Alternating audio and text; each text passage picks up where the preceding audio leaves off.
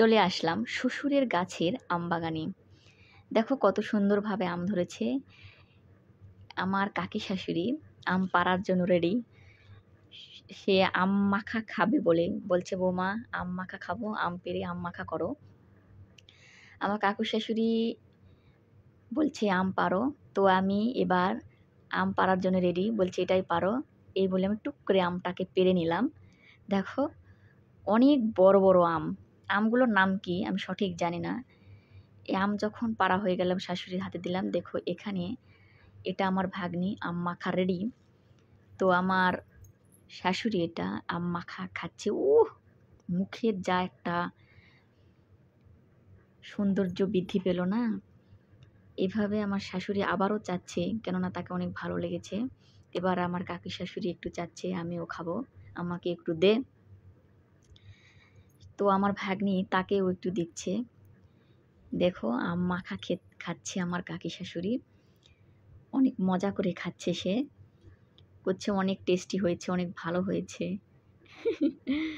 খুব মজা করে খাচ্ছে। এবার আম মাখা খাবে আমার মেয়ে, হাত পেতে আছে লম্বা করে। আমার মেয়ে এবার আম মাখা খাচ্ছে। ওহ! খুব ভালো লাগছে তাকে। সে অনেক মজা করে খাচ্ছে।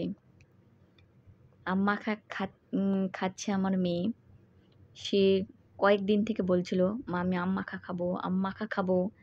তো আজকে একটু সুযোগ হলো, তাই ভাগ্নিকে বলে আম মাখা করে সবাই মিলে আমরা খাচ্ছি। এবার আমার ভাগ্নি খাচ্ছে। হ্যাঁ, সুন্দর করে সে আম মেখেছে, অনেক টেস্টি হয়েছে। আমার ভাগ্নি আমটা মেখেছে। এবার আমার শাশুড়ি আমের গাছে যাচ্ছে আবার আম পাড়বে বলে। তবে এদিক ওদিক দেখছে আর আম পাড়ার জন্য প্রস্তুতি হচ্ছে। এবার আমি খাবো আম মাখা। এই দেখো আমি থালে নিয়েছি আম মাখা খাবো বলে। কত সুন্দর করে ভাগ্নি আমার আম মেখেছে। এবার একটু মুখে দিয়ে খাবো। উফ! দারুণ, দারুণ টেস্ট হয়েছে। অসাধারণ! এবার আমার মেয়েও খাবে বলে হা করছে। আ আমার মেয়েও খেয়ে বলছে অসাধারণ হয়েছে। অনেক, অনেক টেস্টি। অনেক ভালো লাগছে। Tata, bye bye.